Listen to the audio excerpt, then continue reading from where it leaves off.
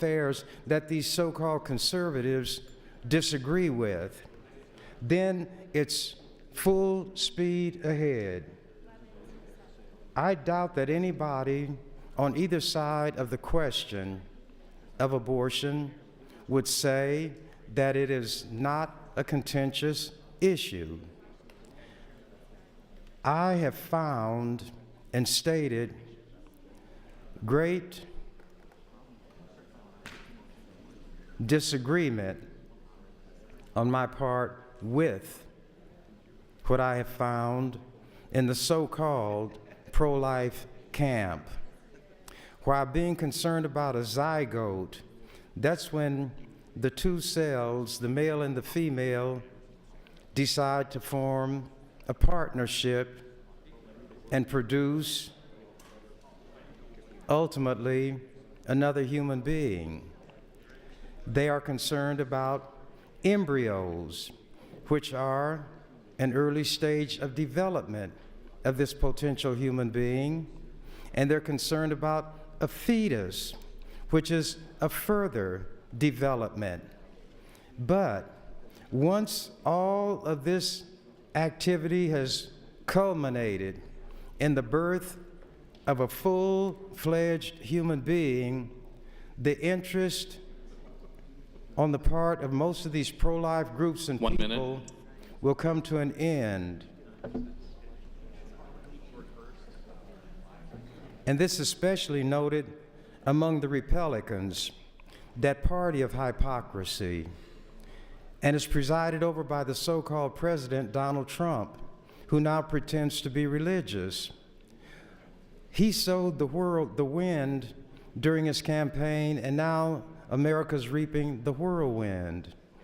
In Philadelphia, the city called the city of brotherly love, several hundred tombstones and graves were savaged in a Jewish cemetery. This is a direct outgrowth of what Trump has created. And the society will survive this as it has survived other things, but there's a very ugly period. Thank you, Mr. President. Senator Moranti would like to recognize Dr. Amy Jesperson from Omaha. She is under the north balcony. If you would please stand and recognize her.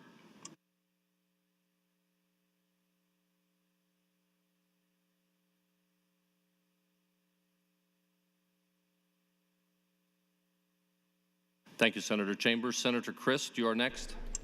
Thank you, Mr. President. Good morning, colleagues, and good morning, Nebraska. This is probably the one and only time I intend to speak on this issue.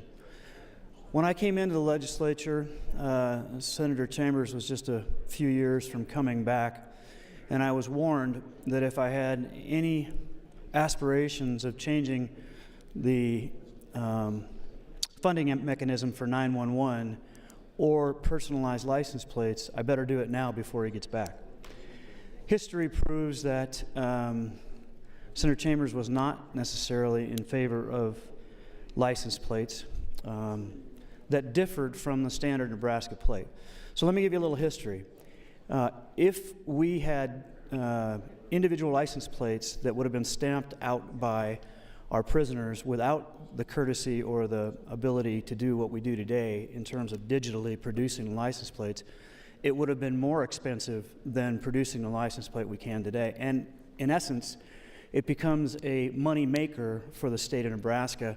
Every plate that is personalized, that is stamped out, for example, my 150 plates, the sesquicentennial plate that I have on my car, is an additional $70 above and beyond what you would normally pay for the plate. I'm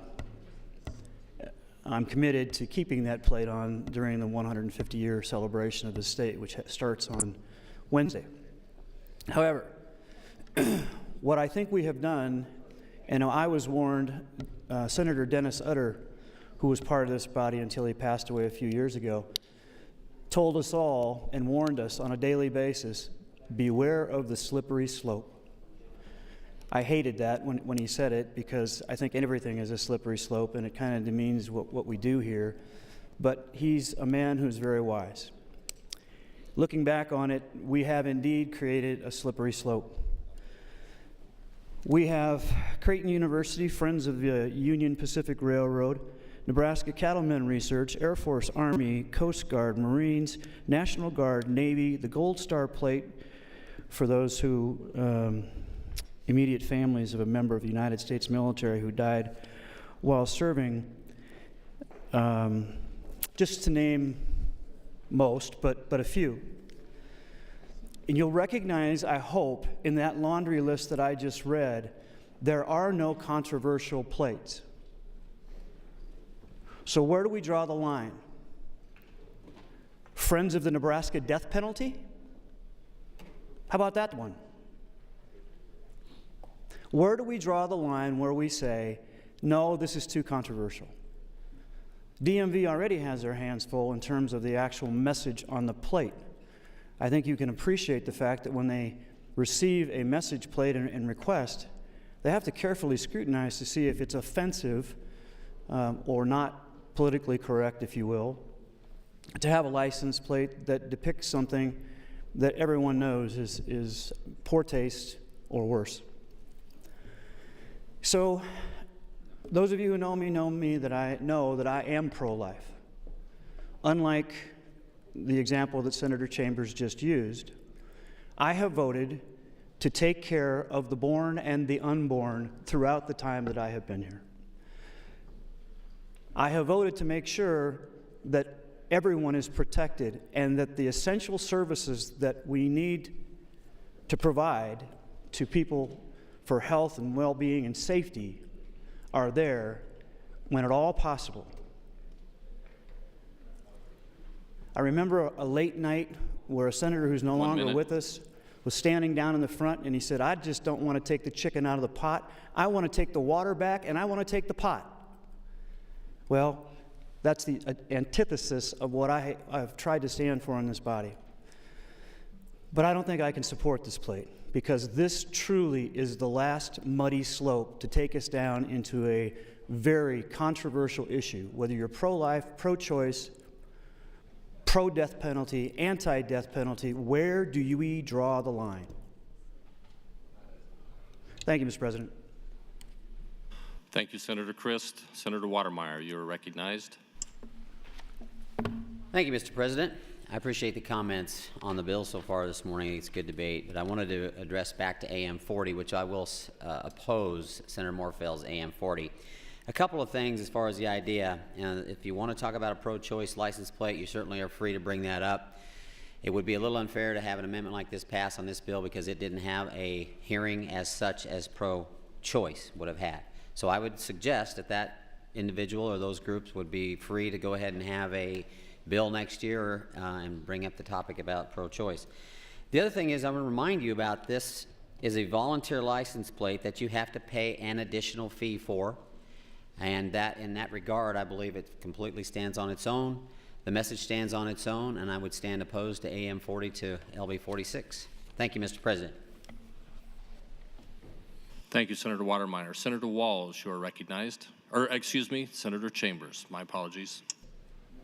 Thank you, Mr. President, members of the legislature. Because of our intellectual bent, people often confuse the two of us, Senator Walls and Senator Chambers. I wish I had on a black shirt today. I have to look to see, and I was going to say there's an additional reason. But members of the legislature, I had opposed all messages on license plates, all of them.